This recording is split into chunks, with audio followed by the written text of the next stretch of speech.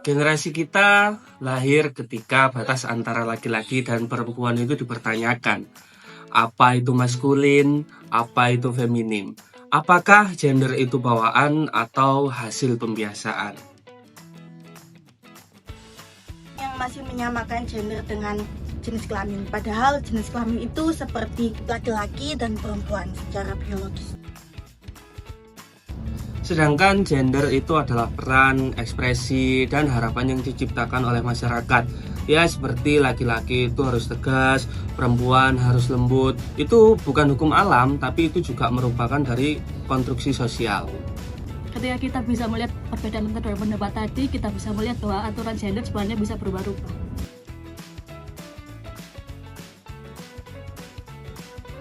Dulu, peran gender ini sangat kaku. Jika laki-laki bekerja di luar rumah, maka perempuan bekerja di rumah. Tapi hari ini perempuan bisa memimpin perusahaan, menjadi akademisi, tentara, bahkan pemimpin negara. Perubahan ini bukan perang antara laki-laki dan perempuan, tapi proses menuju hubungan yang lebih setara. Dan laki-laki juga memiliki ruang seperti sensitif, ekspresif, dan bagaimana mengambil tindakan domestik tanpa dianggap lemah. Media sosial saat ini sangat memperkuat pemahaman tentang gender, adapun tentang konten stereotip gender. Dan juga edukasi seperti body positivity dan pencegahan seksual di jalanan atau di ruang publik. Media sosial juga bisa menjadi ruang konflik, tapi juga bisa menjadi ruang pembebasan.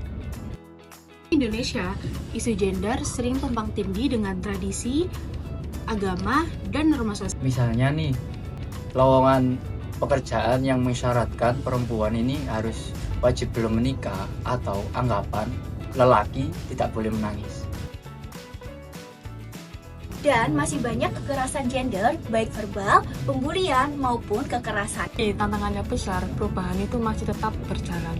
Gender equality bukan ingin membuat semua orang sama, tapi memberikan kesempatan dan ruang yang adil untuk semua gender. Pada dasarnya kesetaraan bukan tentang identitas saja, tetapi hak, keselamatan, dan kebebasan individu.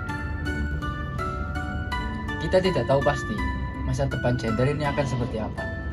Tapi satu hal yang pasti, yakni generasi kita punya kesadaran yang lebih tinggi.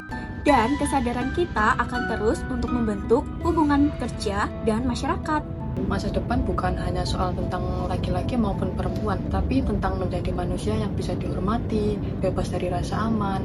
Kita mungkin belum bisa untuk memahami apa itu gender. Tapi kita sudah mulai bertanya-tanya. Dan itulah langkah pertama untuk menuju perubahan. Karena pembelajaran dimulai dari keberanian bertanya. Dan keberanian harus melihat dari sudut pandang yang baru. Ini bukan akhir dari diskusi, ini baru dimulai. bye-bye, jangan lupa subscribe ya.